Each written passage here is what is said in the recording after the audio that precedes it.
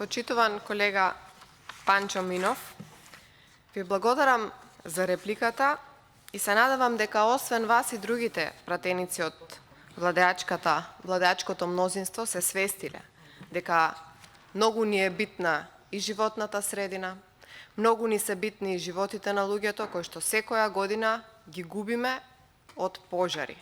Пожари кои што случајно или намерно се подметнуваат, така да ние како држава, ако ништо друго, треба да бидеме спремни да имаме на располагање во секое време оспособени возила кои што нема да потекнуваат од минатиот век.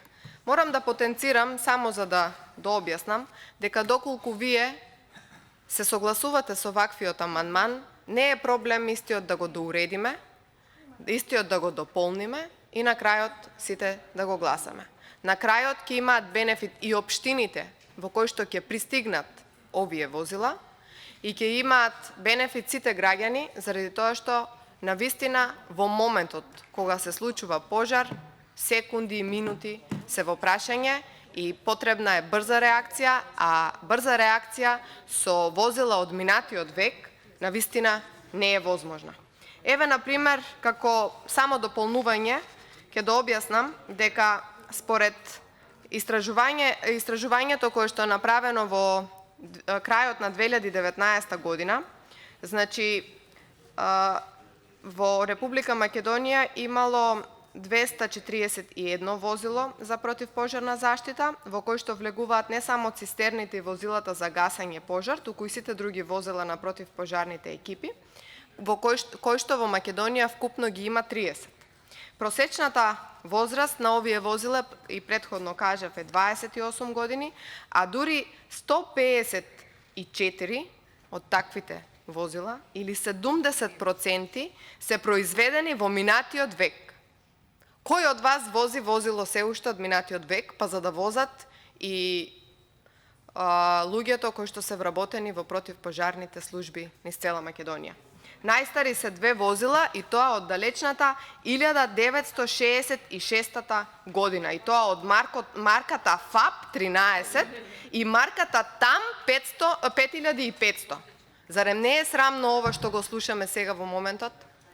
Додека се уште имаме вакви возила за кои што се даваат грдни пари за да се одржуваат, за да можат да бидат способни барем да се превезат од таму до таму, затоа што гледаме и во одредени места мора едно возило да го тегне другото возило кое што е противпожарно за да стигне до местото на пожарот.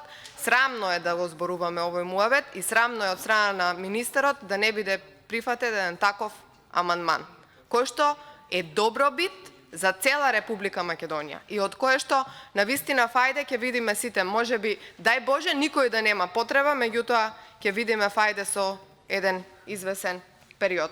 Е, сега за споредба, да објаснам, министерствата и општините имаат на располагање 2645 патнички возила, што значи дека на секое 12 патничко возило доаѓа по едно специјално противпожарно возило.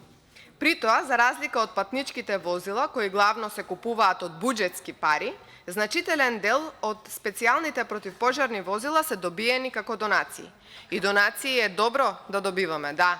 Меѓутоа да дополнуваме онаму каде што еве имаме се уште ФАП и ТАМ, за жал.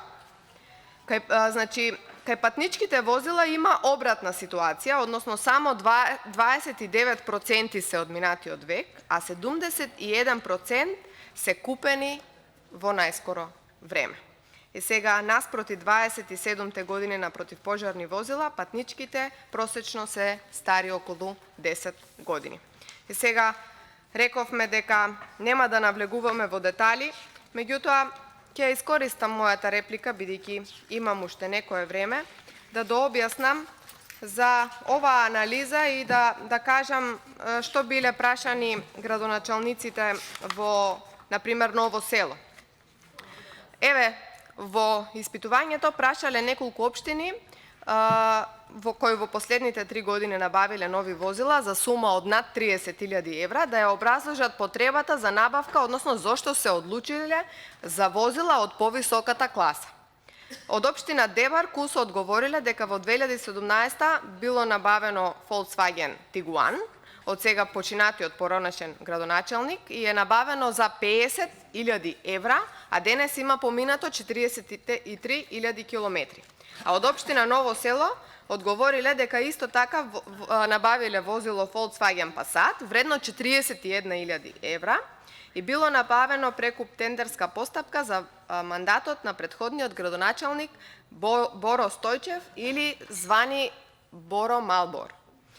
Не може да ги наведеме точните информации од кои причини биле набавени такви возила, меѓутоа доста често слушаме дека во истите има и дури опрема за деца. Значи, скандалозни се случувањата и навистина треба да се запрашате и да направите едно истражување кои се потребите за набавка на вака скапи луксузни автомобили.